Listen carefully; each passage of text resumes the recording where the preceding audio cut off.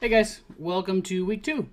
This week's top score and biggest blowout. Pope 1.0's Serenity Now dominated Jason's best of times, blurst of times. 174.4 to 83.7. A massive 80.7 point victory. Anytime Pope puts up a huge score, you know who the guilty culprits are, right? I mean, come on, it's Pope, right? 47.7 from Derrick Henry and 38.5 from Aaron Jones will win you most games. New England's defense added 23.4, and DJ Moore added 13.4 as well. Your QB of Trevor Lawrence didn't really help much with only 6.8 points, but he was still better than the other quarterback on your roster. Justin Fields only put up 3.5 points after coming in for Andy Dalton last week. Should be interesting to see what happens if he gets the start this week. With your 14th ever high score of the week, you move into 4th place as the top scoring 1-1 team. For Jason, you got 30.6 points from Buffalo's defense and 16.6 points from Josh Allen, hyping up on that Buffalo train. Also, you got 12.4 from Jamar Chase.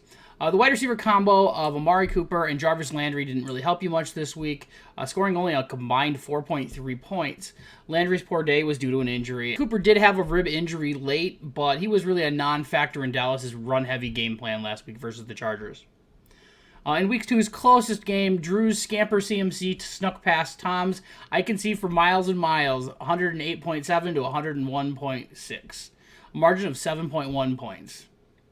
Drew got 29.6 from Tom Brady and 22.2 from a partially completed game by Christian McCaffrey. I'm fully expecting the return of limp CMC after McCaffrey tweaked his hamstring in the first game of Week 3 last night.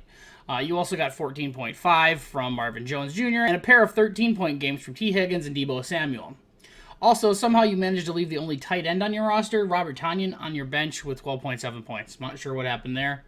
Bullet dodged. Tom, you got 35 points from Lamar Jackson to lead the squad. That was followed by 18.5 from Daniel Carlson, 14 from Stephon Diggs, and 12.9 from Adam Thielen. I love the new name change. It's one of my favorite names I think I've seen in a while. But the Miles duo didn't really help you out so much this week. You only got 13 points from him. Still, it was better than the 1.8 points that Corey Davis gave you in your flex spot. Alex's Quad D buried my Hilaire There's No Way I Win This, 132.8 to 62.7.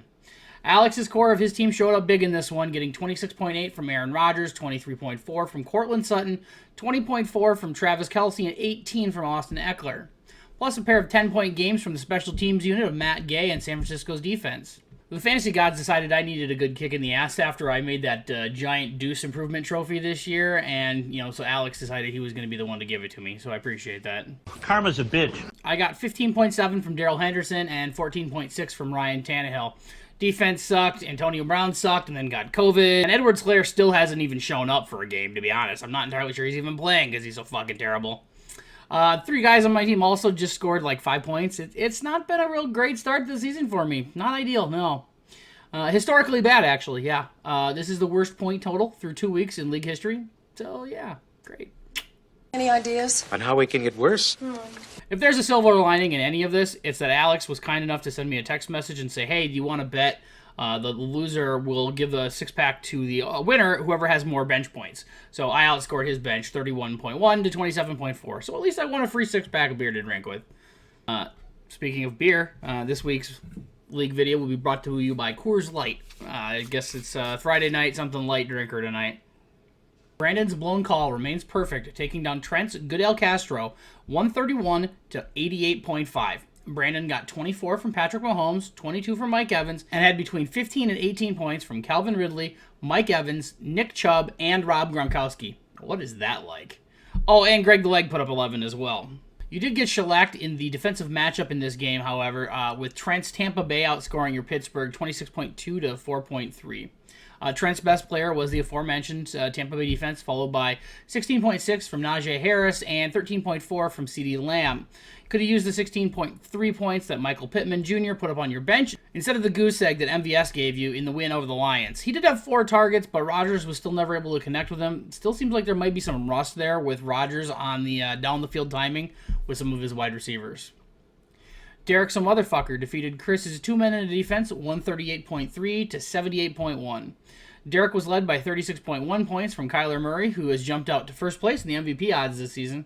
Mike Williams added 18.6, Ezekiel Elliott added 16.7, and TJ Hawkinson added 16.6. Chris embraced the two men part of his name, getting 23.6 from Russell Wilson and 15.5 from Justin Jefferson.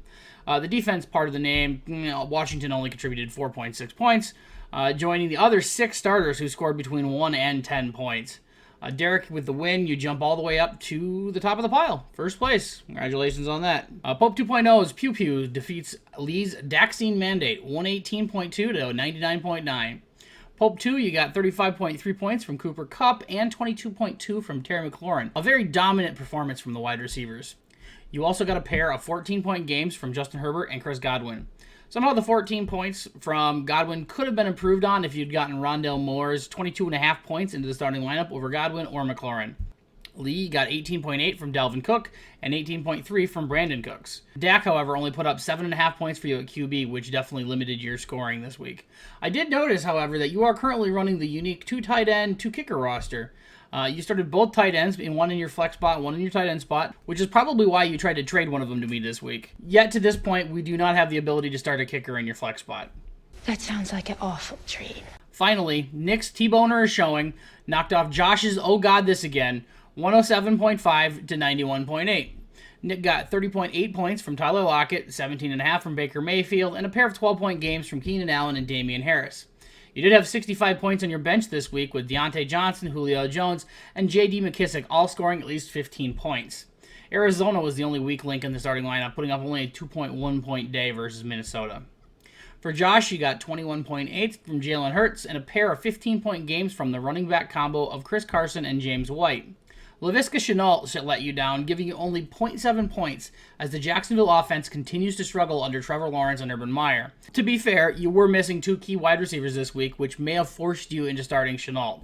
Both Will Fuller and Odell Beckham Jr. missed this week. Some stats that we haven't covered yet. It's the first time since 2018 that we've only had 3 teams that are still perfect, 2-0. Nick got his 69th win, and moved to 9-4 all-time versus Josh. Derek gets a rear win over Chris. Not historically had good luck in that matchup. It's now 3 versus 10 all-time in that matchup. Chris continues to be out in front, but Derek's closing the gap a little. And Pope 2.0 continues to just dominate against Lee, moving to 8-1 all-time. This week's average team score was 111.43. My shitty team brought that average down 3.5 points on its own, which is kind of crazy. As everybody else would have averaged out to about 114.8 if you take my 67 points out and just don't include my team. To further kick my team ass, look at this lovely average scoring graph that Nick was super kind to send me this week. It has been a rough couple of years for me. I've been pretty much falling off every year since 2018.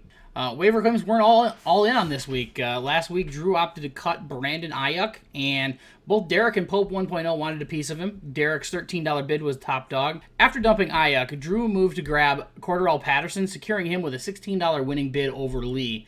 Scott B., Tom, and Chris were also involved in that. And then Carolina's defense and Sterling Shepard were both contested this week, both going out for a $4 bid. As I mentioned before, I won a 6-pack from Alex this week, and Jason and Derek have a 6-pack on their matchup this weekend in Week 3. Derek's currently favored by 3 points, but nobody's played yet, so that's still completely up in the air. That's it for Week 2. It's going to be a quick one. I don't think I'm going to put too many videos in, or the ticker this week, just because of how late this video is. Good luck to everybody in Week 3, which has already started. Sorry I didn't get that good luck wishes out soon enough, Drew. That seems to have affected you the most. See you guys next week.